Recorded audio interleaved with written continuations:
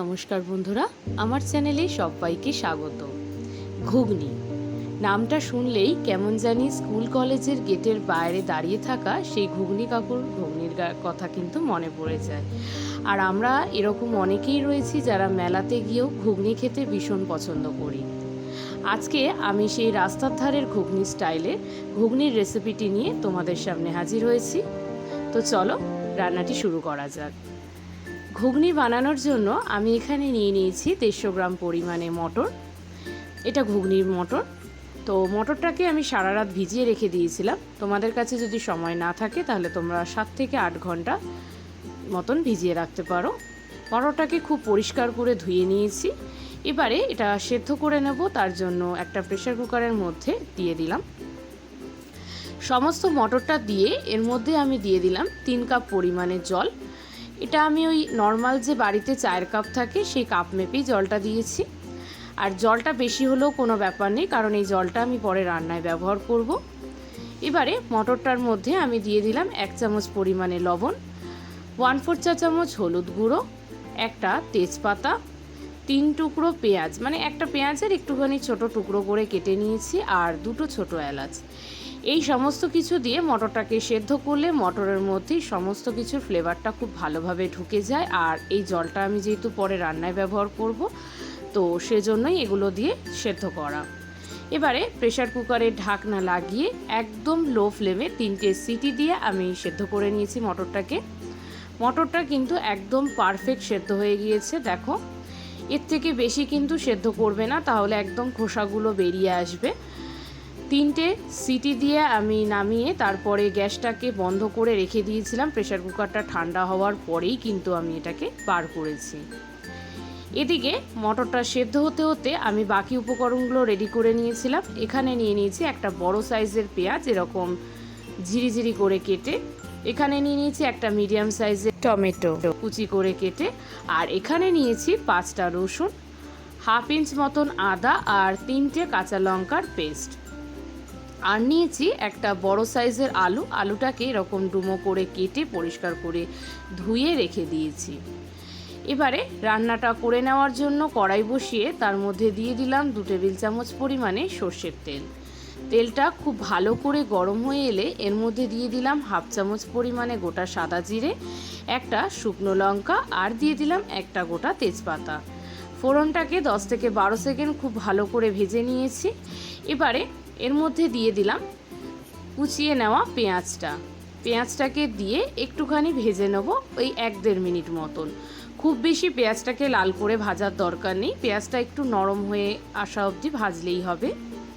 তো দেখো, পেঁয়াজের কালারটাও একটু চেঞ্জ হয়ে গেছে আর পেঁয়াজটা একটু নরম হয়ে গেছে। এই অবস্থায় আমি এর মধ্যে দিয়ে দিলাম আদা, রসুন আর কাঁচা লঙ্কার পেস্টটা। এই পেস্টটা দিয়েও এই মশলাটাকে আরও কিছুক্ষণ আমি ভেজে নেব, যাতে আদা রসুনের কাঁচা গন্ধটা পুরোপুরিভাবে চলে যায়। এদিকে মশলাটা কষতে কষতে আমি এদিকে একটা বাটিতে গুঁড়ো মশলার পেস্ট রেডি করে নেব। তার জন্য একটা বাটির মধ্যে নিয়ে নিলাম 1/2 চামচ পরিমাণে হলুদ গুঁড়ো, 1 চামচ পরিমাণে জিরের গুঁড়ো, 1/2 চামচ পরিমাণে ধনের গুঁড়ো, আর দিয়ে দিলাম 1/2 চামচ পরিমাণে কাশ্মীরি লাল লঙ্কার গুঁড়ো। কাশ্মীরি লাল লঙ্কার গুঁড়োতে কিন্তু ঝাল হয় না, এটা কালারের জন্য ব্যবহার করা। এর মধ্যে সামান্য একটু জল দিয়ে ওটার একটা পেস্ট আমি রেডি করে নিলাম। এদিকে আদা রসুনের কাঁচা গন্ধটাও চলে গেছে, মশলাটা ভাজা হয়ে গেছে খুব ভালোভাবে। এবারে ওই গুঁড়ো মশলার যে পেস্টটা রেডি করেছিলাম সেটা দিয়ে দিলাম, আর ওই বাটিটা ধুয়েই সামান্য একটু জল দিয়ে দিলাম, যাতে মশলাটা পুড়ে না যায়। এবারে সমস্ত কিছুকে খুব ভালোভাবে একটু মিশিয়ে নিয়ে এটাকে কষতে দেবো। অন্যদিকে আর একটা কড়াইয়ের মধ্যে আমি সামান্য একটু তেল গরম করে নিয়ে তার মধ্যে আলুটাকে দিয়ে ভেজে নিচ্ছি। আর আলুটা ভেজে নেওয়ার জন্য এর মধ্যে দিয়ে দিলাম সামান্য একটু পরিমাণে লবণ আর হলুদ। এই কাজটা অবশ্যই তোমরা রান্নার শুরুতে করে নেবে, আমি সেটা ভুলে গিয়েছিলাম, তাই এটা পরে অন্য কড়াইতে করছি। আলুটা দেখো এরকম হালকা ব্রাউন করে ভেজে নিয়েছি, এবারে তুলে নিলাম। আর এদিকে এই মশলাটাও খুব ভালোভাবে কষিয়ে নিয়েছি, সমস্ত গুঁড়ো মশলার কাঁচা গন্ধটা চলে গিয়েছে। এবারে এর মধ্যে দিয়ে দিলাম টমেটো কুচিটা দিয়ে একটু ভালো করে নাড়াচাড়া করে এর মধ্যে দিয়ে দিলাম হাফ কাপ পরিমাণে জলটা দিয়ে খুব ভালো করে সমস্ত কিছুর সাথে একটু মিশিয়ে নিচ্ছি। ভালো করে মিশিয়ে নিয়ে এটাকে ঢাকা দিয়ে আমি কিছুক্ষণ কষিয়ে নেব যাতে টমেটোটা গলে যায়। দেখো মোটামুটি তেলটাও ছেড়ে দিয়েছে মশলা থেকে, আর টমেটোটাও নরম হয়ে গেছে। খুব সুন্দরভাবে সমস্ত মশলাটাকে আমি কষিয়ে নিয়েছি। এইবারে এর মধ্যে দিয়ে দেবো ভেজে রাখা আলুটাকেও দিয়ে মোটামুটি 2 থেকে 3 মিনিট মতন আমি একটু ভালো করে কষিয়ে নেব, আর সাথে আলুটাকে সেদ্ধও করে নেব। যেহেতু আলুটা ভেজে নেওয়া আলু, তার জন্য খুব ভালো করে সমস্ত কিছুর সাথে মিশিয়ে ঢাকা দিয়ে লো ফ্লেমে 5 থেকে 6 মিনিট মতন আমি রান্না করে নিয়েছি। দেখো আমি 5-6 মিনিট মতন ঢাকা দিয়ে রেখেছিলাম। একদম খুব একদম সঠিক টাইমে তুলেছি, নইলে পুড়ে যেত। তো তোমরা কিন্তু মাঝে একবার অবশ্যই চেক করে নেবে। তো দেখো মশলাটা আলুর সাথে কষানো হয়ে গেছে, আর সাথে আলুটাও একদম পারফেক্টলি সেদ্ধ হয়ে গিয়েছে। এবারে একটু নাড়াচাড়া করে নিয়ে এর মধ্যে দিয়ে দিলাম সেদ্ধ করে রাখা মটরটা, আর সাথে মটর সেদ্ধ করেছিলাম সেই জলটাও কিন্তু আমি এর মধ্যে দিয়ে দিলাম। এবারে সমস্ত মশলার সাথে মটরটাকে খুব ভালোভাবে মিশিয়ে নিয়ে মটরটাকেও খানিকক্ষণ আমি কষতে দেব। তার আগে এর মধ্যে আমি দিয়ে দেবো হাফ চামচ পরিমাণে লবণ। মটরটা সেদ্ধ করে নেওয়ার সময় আমি প্রায় 1 চামচ লবণ দিয়েছিলাম, তাই এখন হাফ চামচ পরিমাণে দিলাম। তোমরা অবশ্যই লবণটা তোমাদের স্বাদ অনুযায়ী দেবে। দেখো খুব ভালো করে সমস্ত মশলার সাথে এটাকে মিশিয়ে নিয়ে ঢাকা দিয়ে আমি মটরটাকেও কিছুক্ষণ রান্না করে নেব, যাতে মটরের ভেতরে সমস্ত মশলার ফ্লেভারটা ঢুকে যায়। 4-5 মিনিট মতন লো ফ্লেমে আমি রান্না করে নিয়েছি। খুব সুন্দরভাবে মটরটাও মশলার সাথে কষানো হয়ে গিয়েছে। এবারে এর মধ্যে আমি দিয়ে দিচ্ছি আরও 1 কাপ পরিমাণে জল, কারণ ঘুগনির মটর কিন্তু প্রচুর পরিমাণে জল টানে, তাই জলের পরিমাণটা অবশ্যই তোমরা বুঝে দেবে। আমি 1 কাপ পরিমাণে জল দিলাম।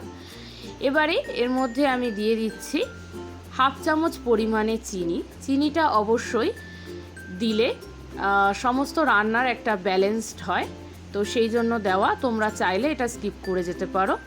আর সবশেষে নামানোর আগে দিয়ে দিলাম হাফ চামচ পরিমাণে গরম মশলা গুঁড়ো।